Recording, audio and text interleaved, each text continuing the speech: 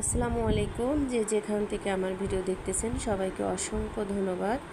আজকে আমি আপনাদেরকে সাথে শেয়ার করতে চলে এসেছি বেগুন আর মুরগি দিয়ে। তো ফার্স্টে আমি কিন্তু কড়াইতে পেঁয়াজ কুচি বসিয়ে দিয়েছি, মরিচ বাটা দিয়ে দিচ্ছি, পেঁয়াজ এবং মরিচ বাটা এটা, আর দিয়ে দিচ্ছি একটু পানি যাতে মশলাটা পুড়ে না যায়। দিয়ে দিচ্ছি ধনের গুঁড়া, মরিচের গুঁড়া এবং গরম মশলার গুঁড়া, দিয়ে দিলাম হলুদের গুঁড়া, দিয়ে এটা ভালোভাবে নেড়ে চেড়ে নিব, কষিয়ে নিব। আর স্বাদ মতো লবণ দিয়ে দিব।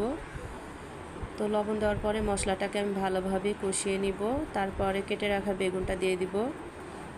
আর এই তরকারিটা এতটাই মজা কি বলবো, খেলেই বুঝতে পারবেন। কারণ আমার ছোট ভাইটা যখন আমার কাছে ছিল তখন কিন্তু আমার একটু অসুস্থ হলে কিংবা ভালো না লাগলে ও প্রায় রান্না করে আমাকে খাওয়াতো।